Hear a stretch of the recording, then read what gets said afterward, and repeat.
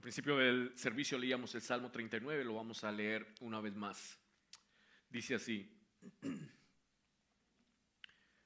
Yo dije, guardaré mis caminos para no pecar con mi lengua. Guardaré mi boca como con mordaza, mientras el impío esté en mi presencia. Enmudecí y callé. Guardé silencio aún acerca de lo bueno, y se agravó mi dolor. Ardía mi corazón dentro de mí mientras meditaba. Se encendió el fuego. Entonces dije con mi lengua: Señor, hazme saber mi fin. ¿Y cuál es la medida de mis días para que yo sepa cuán efímero soy? He aquí tú has hecho mis días muy breves, y mi existencia es como nada delante de ti. Ciertamente todo hombre, aún en la plenitud de su vigor, es solo un soplo. Sí, como una sombra anda el hombre. Ciertamente en vano se afana, acumula riquezas y no sabe quién las recogerá. Y ahora, Señor, ¿qué espero? En ti está mi esperanza. Líbrame de todas mis transgresiones. No me hagas la burla de los necios. Mudo me he quedado, no abro la boca, porque tú eres el que ha obrado. Quita de mí tu plaga, por la dureza de tu mano estoy pereciendo. Con castigos corriges al hombre por su iniquidad. Como la polilla, consumes lo que es más precioso para él. Ciertamente todo hombre es solo un soplo. Escucha mi oración, oh Señor, y presta oído a mi clamor. No guardes silencio ante mis lágrimas, porque extranjero soy junto a ti, peregrino como todos mis padres. Aparta de mí tu mirada para poder alegrarme antes de que me vaya de aquí y ya no exista. Hemos titulado el mensaje del día de hoy: La brevedad de la vida y su impacto eterno. El Salmo 39 es el testimonio personal de una persona, David, que nos representa a cada uno de nosotros. Y vemos ahí que él expresa que ha sufrido y que su corazón se había apoderado de una extrema amargura causada por el dolor, lo que le obligó a expresar sus quejas y lamento ante Dios, después de guardar su dolor de forma silenciosa por mucho tiempo. Dice David ahí que él estuvo callado por mucho tiempo, guardó silencio, pero no pudo más y tuvo que presentarse delante del Señor y expresar su dolor. El salmista se cansó de sufrir en silencio y en oración le pide apoyo y fortaleza al Señor. Si hay algo interesante en el libro de los Salmos, es que los Salmos nos enseñan a que nosotros podemos y debemos de ser completamente transparentes delante de Dios. En medio de, en medio de y cada una de nuestras emociones, independientemente de que sean buenas o sean malas en su momento. Dios nos ha creado así, como seres emocionales, y Él nos entiende. Y hay momentos en nuestra vida que sentimos dolor, que sentimos temor, angustia viene a nosotros, duda, desesperación, incertidumbre, ansiedad. Y estamos perplejos, nos quedamos perplejos ante las situaciones que enfrentamos. Y muchas veces nos preguntamos, ¿qué está haciendo Dios con todo esto? Y como creyentes debemos entender, y los salmos nos ayudan a entender esto, que hay una gran diferencia entre quejarse con Dios y quejarse de Dios. Y ahí es donde nosotros debemos de tener cuidado en nuestro corazón. Podemos quejarnos con Dios. Lo vemos acá, David. Y a lo largo del libro de los Salmos y a lo largo de la palabra vemos hombres fieles, hombres de fe que vinieron delante de Dios y se quejaron con Él. Pero también vemos algunos que se quejaron de Él. Y es una línea muy delgada. Por ejemplo, el Salmo 13, el salmista dice: ¿Hasta cuándo, oh Señor? ¿Me olvidarás para siempre? ¿Hasta cuándo esconderás tu rostro? ¿Hasta cuándo he de tomar consejo en mi alma, teniendo pesar en mi corazón todo el día? ¿Hasta cuándo mi enemigo se enaltecerá sobre mí? Este es el salmista quejándose con Dios. Pastor, pero eso suena como que se está quejando de Dios. No. ¿Cómo sabemos nosotros que no se está quejando de Dios, sino que se está quejando con Él? Bueno, por lo que Él sigue diciendo. Él dice, considera y respóndeme, oh Señor, Dios mío, ilumina mis ojos, no sea que duerma el sueño de la muerte, no sea que mi enemigo diga, lo he vencido, y mis adversarios se regocijen cuando yo sea sacudido. Mas yo en tu misericordia he confiado, mi corazón se regocija en tu salvación. Cantaré al Señor porque me ha colmado de bienes. Fíjense cómo comienza este hombre quejándose con Dios de lo que está pasando, pero al final termina adorando a su Señor, independientemente de su circunstancia. Y el Salmo 39 es un ejemplo también de una expresión del corazón hacia Dios. Es una súplica personal de lamento. Por eso es que este Salmo 39 está dentro del grupo de los salmos de lamento.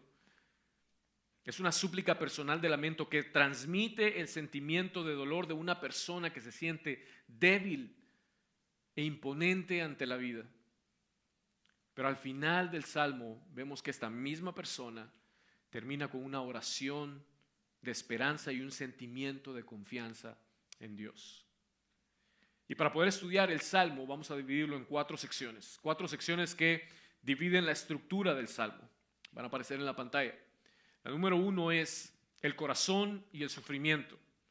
Número 2, la brevedad de la vida. Número 3, la confesión de fe. Y número 4, la oración por misericordia. Estos cuatro temas dividen la estructura del Salmo 39. Vamos a ver la número 1, el corazón y el sufrimiento. Lo vemos en los versículos del 1 al 3.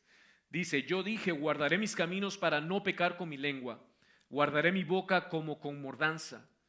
Mientras el impío esté en mi presencia, enmudecí y callé. Guardé silencio aún acerca de lo bueno y se agravó mi dolor. Ardía mi corazón dentro de mí mientras meditaba. Se encendió el fuego. Entonces dije con mi lengua. Vemos en estos primeros 3 versículos un corazón que está pasando por un sufrimiento. Un corazón que está con una tensión dentro de él por el sufrimiento que está viviendo. El salmista comienza con palabras de reflexión personal. Esos primeros 3 versículos, él está hablando consigo mismo. ¿Cuántos de ustedes hablan consigo mismo? Todo el día, ¿no? Bueno, ahí el salmista está también hablando con él mismo. Tiene un diálogo personal con su corazón. Aún no está hablando con Dios. Él está hablando para sí en su interior. Él comienza con esta reflexión personal.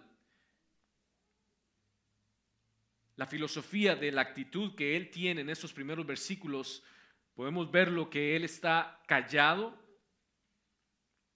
porque está tratando de evitar palabras impropias de las cuales la gente deba arrepentirse posteriormente. Muchas veces cuando hablamos de más, nos arrepentimos de lo que decimos. ¿No es cierto? Y la actitud que está tomando el salmista acá es que está guardándose para sí.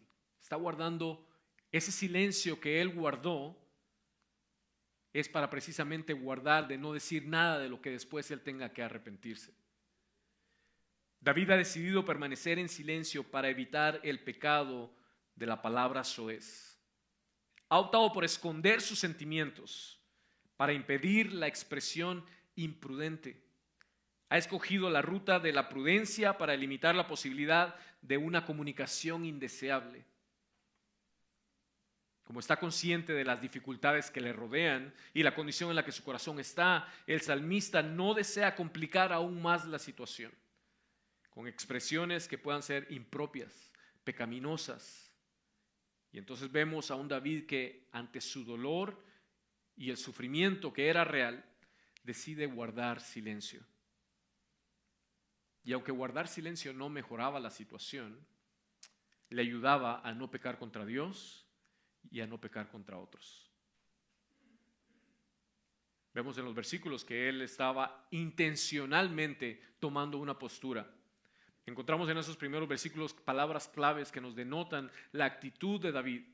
Él dice, yo dije, él se dijo a sí mismo, guardaré mis caminos. ¿Para qué? Para no pecar con mi lengua. Él dice, guardaré mi boca. Él dice, enmudecí y callé. Él dice que meditaba solamente mientras había sufrimiento en su corazón. La forma de estas expresiones nos muestra un compromiso intenso de la voluntad del corazón de David. ¿Para qué? Bueno, lo dice el versículo ahí. Para no pecar con mi lengua. Este pecado al que él se refiere con su lengua podría representarse de una o de dos maneras. Pecar directamente con Dios, por lo que él iba a decir inapropiadamente, a causa de su dolor y su sufrimiento, o pecar directamente con otros, por lo que él iba a decir a causa de su sufrimiento.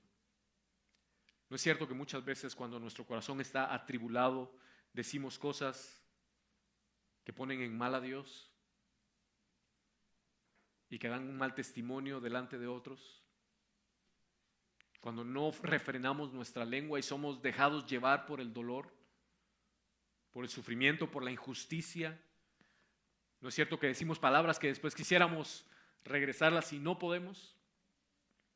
Y a veces pecamos contra Dios y a veces pecamos contra otros. ¿Qué hacer entonces cuando estamos sufriendo? Esa pregunta va a aparecer en la pantalla. ¿Qué hacer en base a lo que David nos está enseñando cuando estamos sufriendo? Bueno, lo que debemos hacer es que debemos guardarnos de pecar con nuestra lengua ante Dios y ante los demás. Seamos un testimonio de cristianos que en medio del sufrimiento esperamos en silencio, confiadamente en nuestro Dios. Eso era lo que David estaba haciendo. Y la palabra a lo largo de la Escritura nos habla acerca de esto. El proverbista en el capítulo 15, versículo 4 dice, la lengua apacible es árbol de vida, mas la perversidad en ella quebranta el espíritu. Santiago también en el capítulo 1, versículo 26 dice, si alguno se cree religioso, pero no refrena su lengua, sino que engaña a su propio corazón, la religión del tal es vana. Nuevamente, Proverbios capítulo 13, versículo 3 dice, el que guarda su boca, preserva su vida. El que mucho abre sus labios, termina en ruina. El mismo salmista en el capítulo 15, versículo 3 dice, capítulo 15, versículos 2 y 3 dice, el que anda en integridad y obra justicia, que habla verdad en su corazón, el que no calumnia con su lengua, no hace mal a su prójimo, ni toma reproche contra su amigo. Y en el mismo libro de los Salmos, en el capítulo 141, versículos 3 y 4, me encanta cómo lo pone la nueva versión internacional. Dice el Salmo 141, 3 y 4, Señor, ponme en la boca un centinela, un guardia a la puerta de mis labios. No permitas que mi corazón se incline a la maldad, ni que sea yo cómplice de iniquidades. No me dejes participar de banquetes en compañía de malhechores. Si algo estaba haciendo David acá en medio del sufrimiento era que estaba guardando silencio.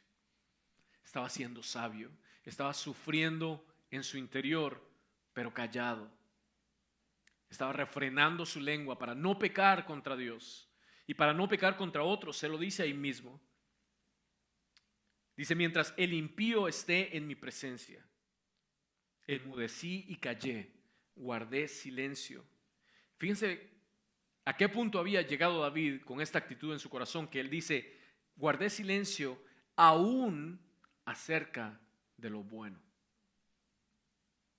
Porque él sabía que si él comenzaba incluso a hablar de lo bueno, por el peso del sufrimiento que había en él, fácilmente podía transicionar a lo malo. Cuando sufrimos, debemos de aprender a sufrir en silencio. Pero tal como David, nosotros podemos identificarnos con él, porque hubo un momento donde David no pudo más. Guardó silencio, pero dijo, yo ya no puedo más. Y es el final del versículo 3, cuando él dice, mientras meditaba, se encendió el fuego. ¿Qué quiere decir esto? Que guardar silencio no mejoraba la situación, e incluso se agravaba. Y entonces él dice, entonces dije con mi lengua. Ya David no pudo más y vino delante del Señor. Y en cuanto a mi fragilidad, bueno, ciertamente todo hombre, aún en su plenitud de su vigor, es como un solo soplo delante de tu presencia. David le pregunta al Señor y él sabe ya las respuestas y se las contesta él mismo. Entonces, posteriormente, la metáfora se expande para indicar que la vida es como un soplo o una sombra solamente delante de Dios, como lo dice el versículo 6. Él dice, sí, como una sombra anda el hombre. Y estas comparaciones que David hace fortalecen y afirman los componentes de lo insustancial y lo efímero de nuestra existencia. ¿Ustedes se recuerdan de Herodes Agripa? ¿Quiénes se recuerdan de Herodes Agripa? Muy poquitos, ¿no? La última clase de los grupos verticales, tienen que acordarse, acaba de pasar. ¿Quién era Herodes Agripa? Bueno, era el nieto de Herodes el Grande. Ya nos vamos acordando, ¿no? Bueno, ¿qué pasó con Herodes Agripa? ¿Qué dice Hechos 12:23? Dice, al instante un ángel del Señor lo hirió por no haber dado la gloria a Dios y murió comido de gusanos. Y leíamos en el libro, ¿no? ¿Cuál es el final de nuestros días? Convertirnos en comida de gusanos. Y David entendía eso. Mi hermano, no importa la ropa que tengamos, no importa la marca que usemos, no importa lo que manejemos, la casa, el trabajo, la carrera, la profesión, cuántos ceros hayan en la cuenta bancaria, nuestro final es convertirnos en comida de gusanos. Así de efímera es la vida. Algunos en nuestro grupo decían, bueno, pero si van a comer, que coman bien los gusanos. Que les sepa chicharrón. Independientemente de lo que vayas a ver, serán los gusanos los que nos estarán comiendo. Uno de los propósitos de este salmo es poner de relieve que las personas que se afanan mucho y que luchan desmedidamente para amontonar riquezas, dice el salmista, que no saben quién posteriormente las disfrutará. Por la naturaleza temporal de la existencia humana. Por más que se afanen las personas por aumentar sus capacidades económicas en la vida, deben reconocer que al final de la vida es corta y les permite disfrutar de sus saberes únicamente de una forma parcial y temporal. Al final, de acuerdo con lo que el salmista dice, nadie sabe quién disfrutará el fruto del trabajo arduo e intenso y del esfuerzo que tú has hecho durante todo este tiempo. El Salmo 127 dice, si el Señor no edifica la casa, en vano trabajan los que la edifican. Si el Señor no guarda la ciudad, en vano vela la guardia. Es en vano que os levantéis de madrugada, que os acostéis tarde, que comáis el pan de afanosa labor, pues Él da a su amado aún mientras duerme. ¿Ustedes saben quién escribió ese salmo? ¿Alguien? El Salmo 127. Lo escribió Salomón. Salomón, Salomón sabía lo que significaba tener riquezas. Ese hombre sí sabía lo que eran riquezas. ¿Ustedes quieren saber cuánta riqueza tenía Salomón? Déjenme leerles unos versículos para que ustedes sepan o tengamos una idea. Dice en el primer libro de Reyes, capítulo 10, de los versículos 14 en adelante, dice: el peso del oro que llegaba a Salomón en un año era de 666 talentos de oro, sin contar lo de los mercaderes, de las mercancías, de los comerciantes, de todos los reyes de Arabia y de los gobernantes de la tierra. Todos los gobernantes de la tierra, todos los reyes le llevaban oro a Salomón, todos los años. Y el rey Salomón hizo 200 escudos grandes de oro batido, usando 600 siclos de oro en cada escudo. Y también hizo 300 escudos de oro batido, usando 3 minas de oro en cada escudo. Y el rey lo puso en la casa del bosque del Líbano. El rey hizo además un gran trono de marfil y lo revistió de oro finísimo. Había 6 gradas hasta el trono y por detrás la parte superior del trono era redonda con brazos a cada lado del asiento y 2 leones de pie junto a los brazos. Y 12 leones estaban de pie allí en las 6 gradas a uno y a otro lado. Nada semejante se hizo para ningún otro reino. Todos los vasos de beber del rey Salomón eran de oro. También todas las vasijas de la casa del bosque del Líbano eran de oro puro. Ninguna era de plata. Esto no consideraba de ningún valor en los días. La plata no se consideraba de ningún valor en ese entonces. Todo tenía que ser de oro. Porque el rey tenía en el mar las naves de Tarsis con las naves de Irán. Y cada 3 años las naves de Tarsis venían trayendo oro, plata, marfil, monos y pavos reales. Así el rey Salomón llegó a ser más grande que todos los reyes de la tierra en riqueza y en sabiduría. Y toda la tierra procuraba ver a Salomón para oír la sabiduría que Dios había puesto en su corazón. Y cada uno de ellos traía su presente, objetos de plata y objetos de oro, vestidos, armas, especies, caballos y mulos. Y así año tras año Salomón reunió carros, hombres de a caballo, y tenía 1,400 carros y 12,000 hombres de a caballo, y los situó en las ciudades, etcétera, etcétera, etcétera, etcétera. Salomón sabía lo que era tener dinero. Y Salomón dijo: si el Señor no edifica la casa, en vano trabajan los que la edifican. ¿Qué quiere decir esto? Que si en nuestra vida, en este poco tiempo que tenemos en esta tierra, Dios no está presente en nuestra vida, estamos perdidos.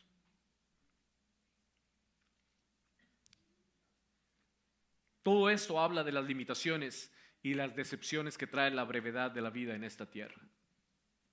Cuando un ser querido muere, nos llevamos una gran decepción de la vida, ¿no?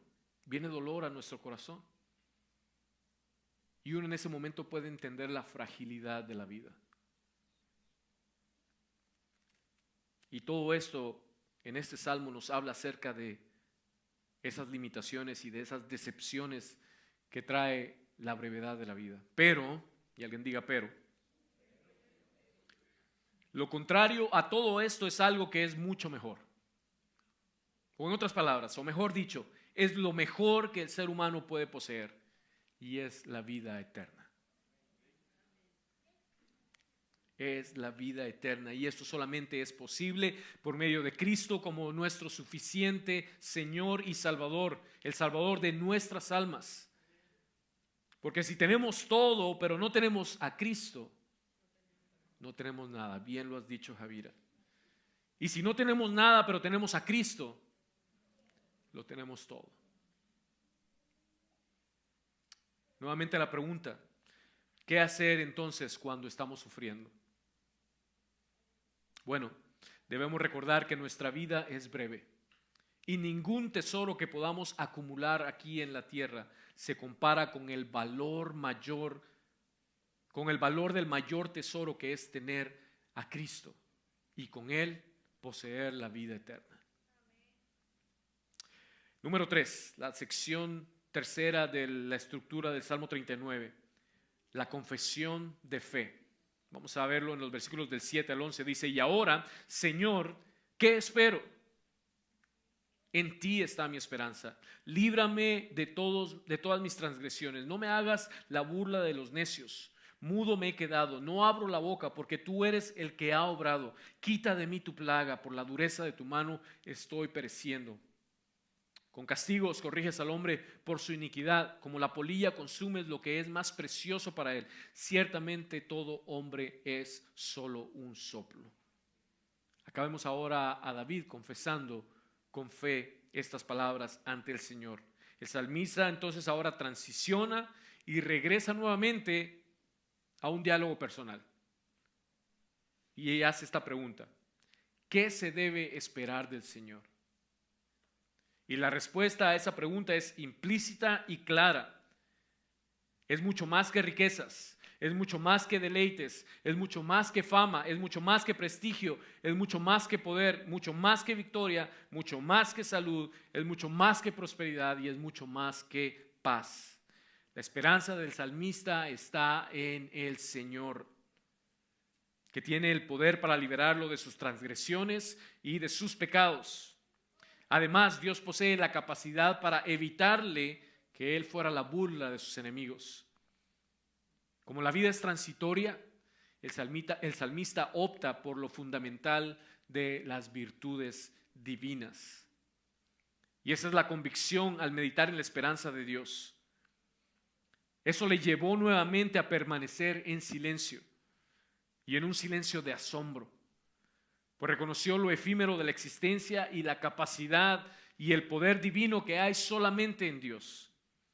Pero no solo eso, sino que también lo llevó a meditar en su pecado y hacer una oración por misericordia y perdón delante de Dios, porque entendía que Dios amonesta y disciplina y castiga al hombre por su pecado. El salmista se da cuenta de su situación,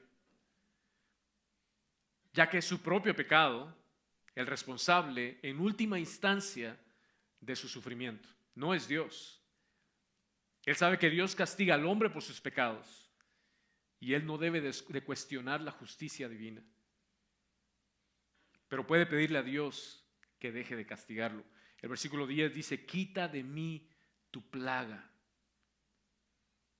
Literalmente lo que David le está diciendo a él es: quita de mí tu golpe, deja de golpearme con tu justicia por mi pecado. Este mismo salmista, David, escribe en el capítulo 38, versículo 18: confieso, pues, mi iniquidad. Afligido estoy a causa de mi pecado. David acá estaba clamando por el perdón de su pecado y por la misericordia del Señor sobre su vida.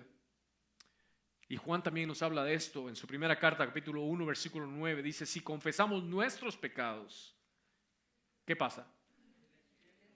Él es fiel y justo para perdonarnos los pecados y para limpiarnos de toda maldad. David también dice en el Salmo 32, versículo 1: cuán bienaventurado es aquel cuya transgresión es perdonada, cuyo pecado es cubierto. Y el proverbista en el capítulo 28, versículo 13 dice: el que encubre su pecado no prosperará, mas el que los confiesa y los abandona hallará misericordia. Esa era la situación en la que estaba David. Después de haber reflexionado lo corto de su existencia en esta tierra, pero que aún seguía sufriendo, viene delante del Señor y le dice: no me golpees más con tu justicia. Estaba clamando por misericordia y por perdón.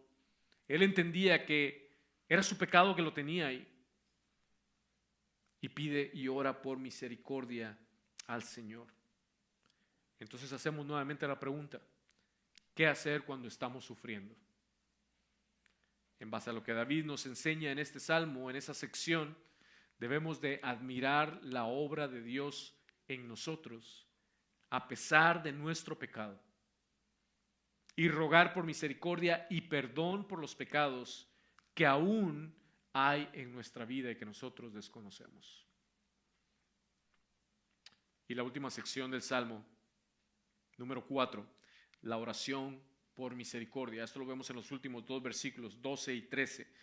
Dice David: escucha mi oración, oh Señor, y presta oído a mi clamor. No guardes silencio ante mis lágrimas, porque extranjero soy junto a ti, peregrino, como todos mis padres.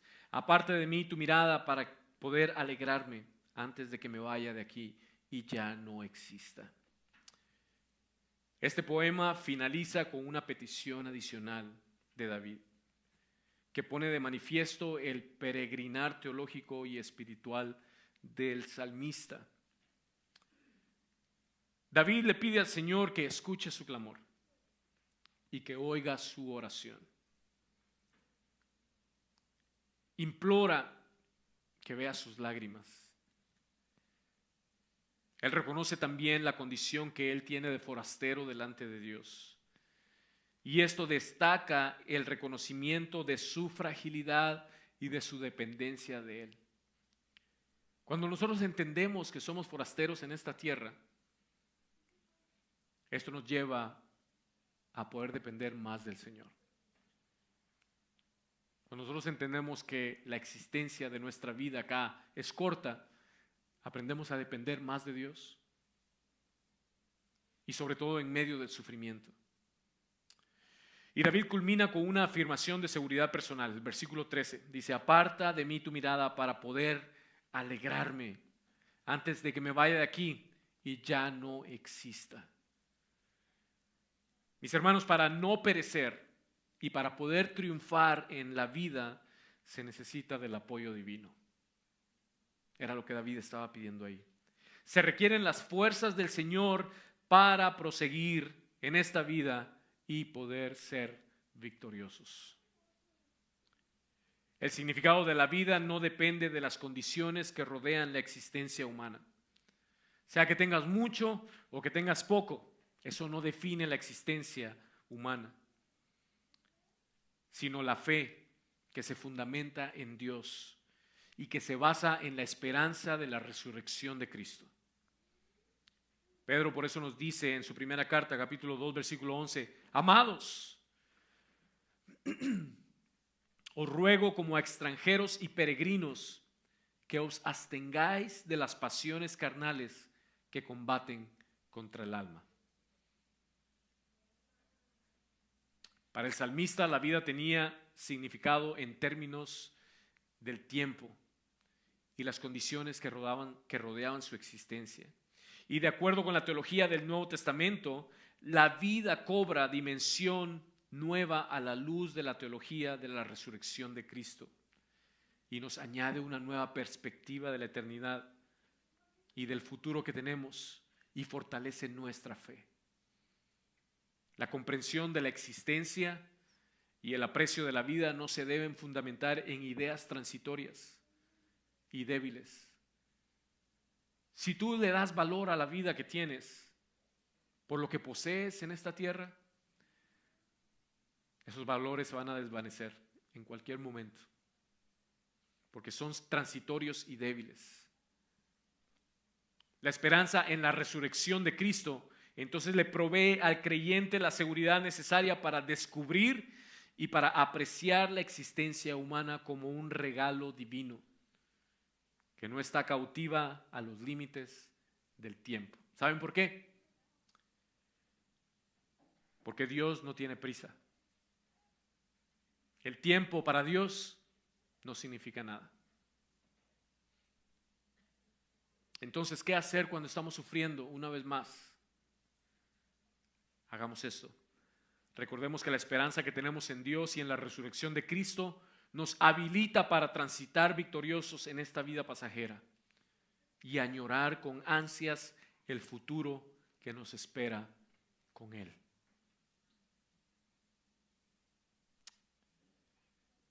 ¿No es cierto que cuando sufrimos nos preocupamos? Eso es una realidad.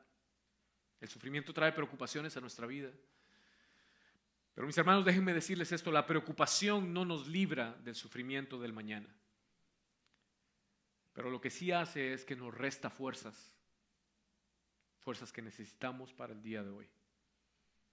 Y por eso es que debemos de refugiarnos en el Señor, como lo hizo David. Amén. Vamos a orar.